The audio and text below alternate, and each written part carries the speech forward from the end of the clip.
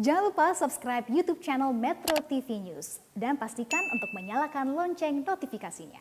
Selamat siang pemirsa, Anda kembali menyaksikan Metro Siang, kali ini dalam segmen Fact Check. Bersama saya Valencia Melvinsi. Kita akan membahas hari ini, akhir-akhir ini terjadi ketegangan yang meningkat antara Rusia dengan Ukraina. Tapi pemirsa, tahukah Anda apa sebenarnya yang menjadi latar belakang dari konflik yang terjadi antara Rusia dan juga Ukraina? Ditambah, tanggal 21 Februari Presiden Rusia Vladimir Putin menyatakan adanya urgensi untuk menyampaikan bahwa dia mengakui negara merdeka untuk Donetsk dan juga Luhansk yang merupakan bagian dari negara Ukraina. Selanjutnya kita akan bahas awal mula dari ketegangan Rusia-Ukraina yang terjadi apalagi saat ini.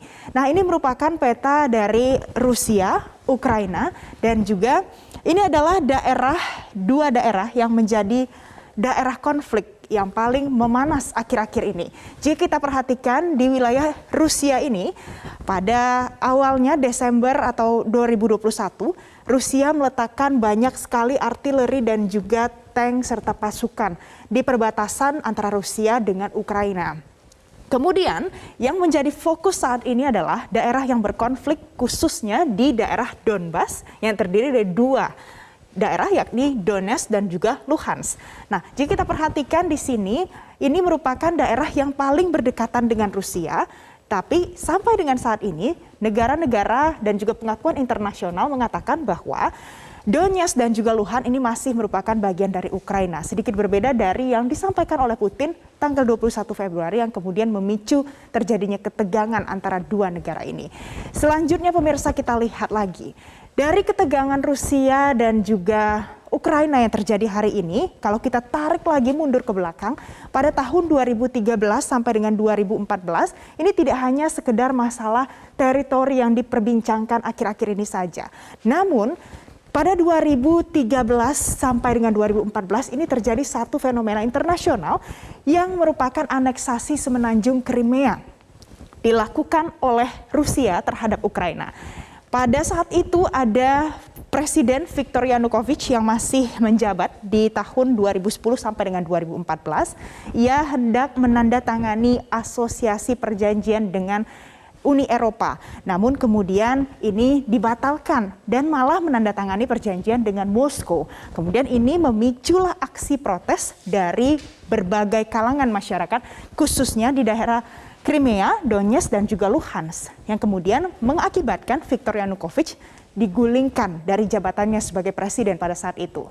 Kemudian akhirnya Rusia berhasil menganeksasi semenanjung Crimea dengan sebuah referendum yang diselenggarakan di Crimea yang merupakan terdiri dari mayoritas merupakan masyarakat pro-Rusia.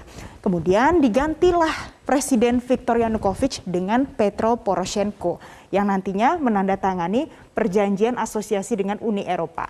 Dan dari sini setelah aneksasi terjadi, hubungan antara Rusia dengan Ukraina terus memanas sampai dengan hari ini.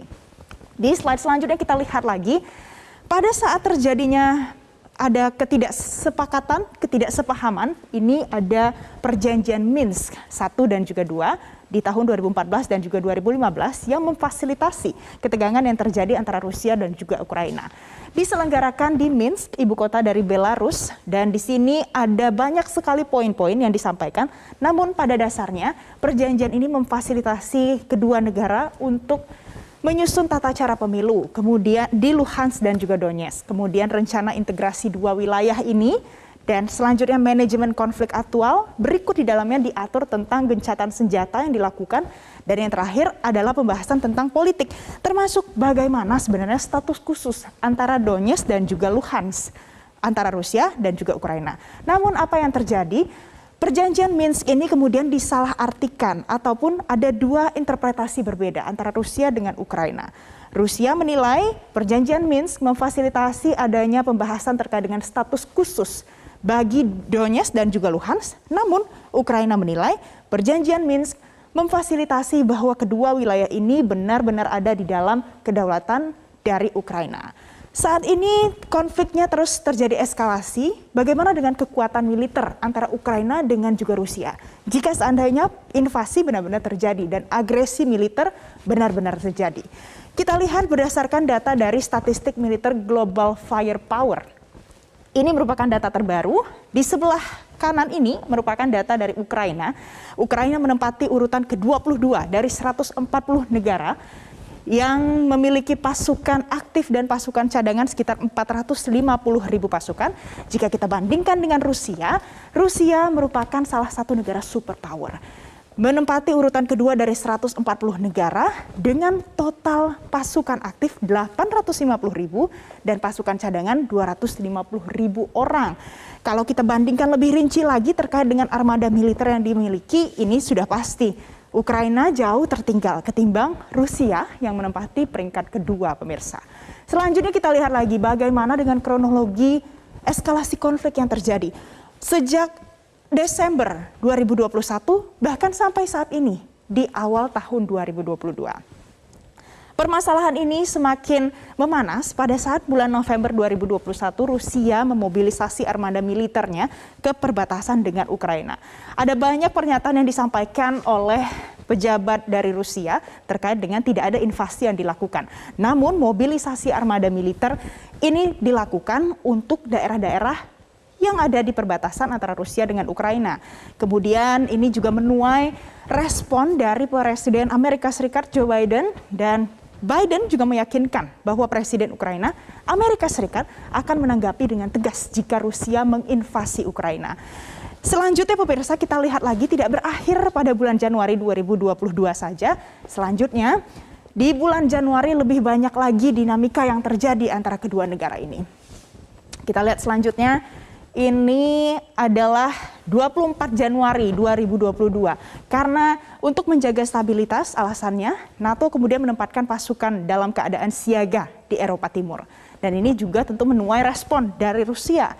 Yang selanjutnya disampaikan pula bahwa Washington sampaikan kembali bahwa ada komitmen terhadap kebijakan pintu terbuka NATO. Artinya negosiasi yang diminta oleh Vladimir Putin terkait dengan Ukraina tidak boleh masuk ke NATO, ini masih akan dipikirkan kembali dengan adanya kebijakan pintu terbuka dari NATO. Selanjutnya di 27 Januari 2022, Biden memperingatkan adanya kemungkinan invasi Rusia yang akan terjadi pada bulan Februari. Kita lihat di bulan Februari.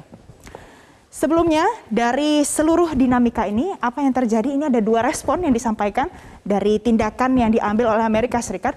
Putin menyampaikan, Amerika Serikat belum menanggapi tuntutan utama dari Rusia. Dan selain itu, di slide selanjutnya, dan selain itu Putin masih akan membuka ruang untuk bernegosiasi. Kalau kita lihat di sebelumnya di slide sebelumnya ada pernyataan yang disampaikan oleh Volodymyr Zelensky, Presiden Ukraina, menanggapi apa yang dilakukan oleh Amerika Serikat. Ia mengatakan, Zelensky memperingatkan Barat untuk menghindari menciptakan kepanikan, karena tentu ini akan berdampak negatif pada perekonomian Ukraina. Tidak berhenti sampai di bulan Januari, pemirsa. Di bulan Februari, selanjutnya ini 1 Februari Putin membantah rencana invasi. Selanjutnya lagi di 6 Februari, Rusia ternyata terus menggencarkan agresi militernya dengan menyelesaikan 70% dari pembangunan militer untuk meluncurkan invasi skala penuh ke Ukraina. Lebih lagi tanggal 12 Februari, Biden dan Putin mengadakan pembicaraan melalui konferensi video. Namun ternyata pembicaraan ini tidak membuahkan hasil yang begitu baik. Dan 16 Februari dengan banyak rumor yang terjadi bahwa Rusia mungkin saja akan menyerang kapan saja. Pada akhirnya Presiden Ukraina mengumumkan Day of Unity. Jadi Presiden Ukraina tetap optimis apapun yang terjadi, ini merupakan hari di mana mereka memperingati bahwa Ukraina tetap satu dengan kondisi dan juga ancaman apapun.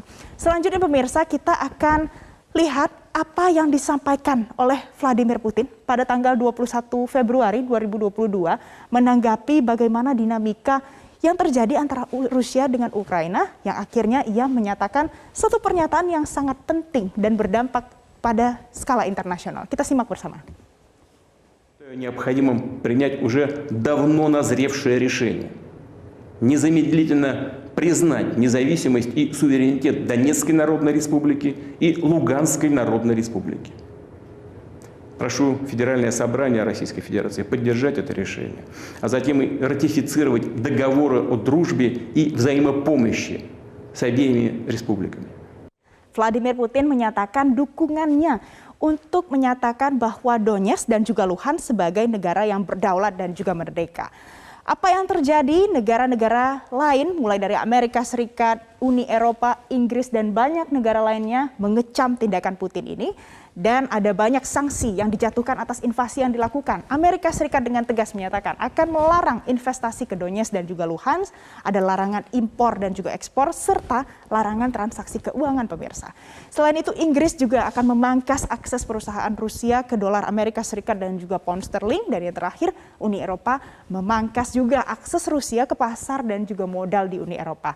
Kemudian bagaimana dengan tanggapan yang disampaikan oleh Presiden Ukraina Volodymyr Zelensky terkait dengan fenomena ini? Kita simak bersama berikut ini. Україна однозначно кваліфікує останні дії Російської Федерації як порушення суверенітету та територіальної цілісності нашої держави. Вся відповідальність за наслідки в зв'язку зі згаданими рішеннями покладається на політичне керівництво Росії. Визнання незалежності окупованих районів Донецької та Луганської областей може означати односторонній вихід Росії з Мінських домовленостей. Зараз немає жодних причин для хаотичних дій. Зробимо все, щоб так і було надалі. Ми віддані мирному і дипломатичному шляху. Volodymyr Zelensky menyatakan Ukraina tidak akan takut terkait dengan apapun yang akan dilakukan oleh Presiden Rusia Vladimir Putin. Nah, pemirsa, kalau kita tarik lagi dari sejarahnya, memang Ukraina dan juga Rusia ini terikat dari satu budaya dan juga kebiasaan yang sama. Dulu bergabung dalam satu Uni Soviet. Namun saat ini dengan ketegangan antara Rusia dan juga Ukraina yang terjadi dan banyak intervensi internasional yang masuk ke antara dua negara ini, kita berharap apapun yang terjadi mudah-mudahan agresi militer dapat terhindarkan dan masyarakat bisa hidup sesuai dengan hak asasi manusia yang ada di sana, dan tentu kita mengharapkan konflik bisa terhindari. Demikian fact check kali ini, saya kembalikan ke Anda, Reza. Baik, terima kasih Valencia Melvinci atas laporan komprehensif Anda dalam fact check.